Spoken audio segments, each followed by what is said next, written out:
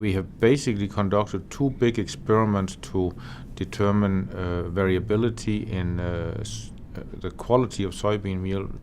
And what I'm talking about today is specifically variability in the digestibility of the amino acids that we get from soybean meal. In the first study, we collected soybean meal samples from all over the United States, and then we tried to determine if there were differences in those samples. In the second study, we collected 24 different sources of soybean meal from 5 different countries, so Argentina, Brazil, India, China, and the United States, and made that comparison. In the first study, we determined, and you may know that soybean meal grown in the northern part of the US and the western part typically has a little bit less crude protein than soybean meal grown further south and further east. And there's been a lot of discussion about what that does to the quality. But one of the things that we realized was that, yes, it's true there's less crude protein in soybean meal from the northern part. There's also a little bit less amino acids, but the digestibility of those amino acids is a little bit greater. So if you calculate the concentration of digestible amino acids in soybean meal, it's remarkably constant within the US.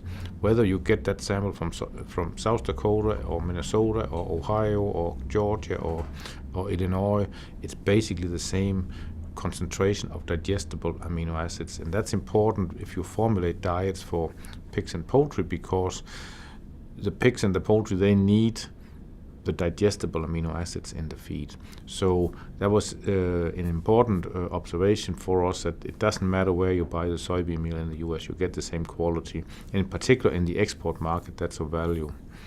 The second experiment, where we compared digestibility of amino acids from the 5 different countries, there we observed that the digestibility of amino acids in soybean meal, specifically from China and the US, is greater than from the other 3 countries. So we had greater digestibility of almost all amino acids from those 2 countries. However, there are less amino acids in the Chinese soybean meal compared with the US soybean meal. So if you calculate again the concentration of digestible amino acids, you get more from US soybean meal than from any of the other countries that we worked with. So again, that demonstrates the high quality of the US soybean meal. I mean, this is education. They have to educate the traders, and it has to start with the nutritionists in the companies around the world telling their buyers that we don't really need high protein soybean meal, we need soybean meal with high concentration of amino acids, and specifically high concentration of digestible amino acids. And I think we have to educate the nutritionists around the world, and then have the nutritionists help us educate the traders and the buyers around the world. And if we push that message to the buyers, and nutritionists within the countries push that message, I think we can make some improvement. And we've seen a few countries where it does work, where they have well-educated nutritionists, where we have worked on educating them and have short courses and other things. We have seen some improvement in that understanding, but there's a lot of work to do that. Yeah, the growers. I mean, if your farm is located in Minnesota, you can't really you say, yeah, I would rather have soil from Illinois, but it's not going to happen. So you don't really have much of a choice. So if you are located in North Dakota, South Dakota, Minnesota, you will get beans with less protein. You can't really do anything unless if the breeders can do something that will allow those beans to have the same crude protein. But I think as a grower, you can't really do much. But what you can do is you can, via USEC and via the state soybean associations, support the programs that will allow us to educate the nutritionists around the world. So whether it's in Europe or Latin America or Asia, we need to have that education of the nutritionists.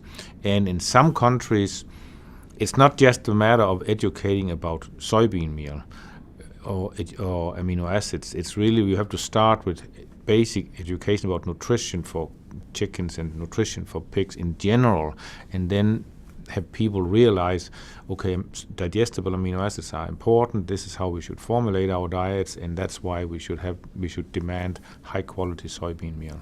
One thing we have also observed is that the variability among different sources of soybean meal from the US is less than what you get from other countries. And that means if you are a buyer from wherever in the world, you pretty much know what you get. You not only, if you buy US soybean meal, you get high quality, but you get it every time. It's very, very consistent product.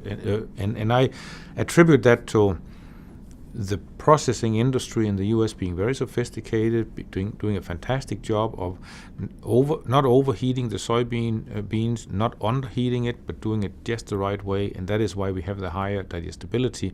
So I think that's maybe the one key piece that we have in the US, that we have very good processing, and therefore we get a consistent product, a consistently high quality. That's the one thing I hope people will remember when they go out of here.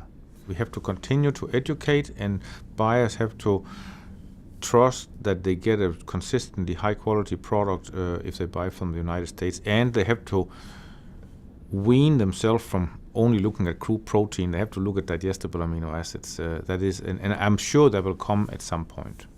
But at this point, it's still based. Everything is based on crude protein in the terms of the trading. But I hope we can change that at some point.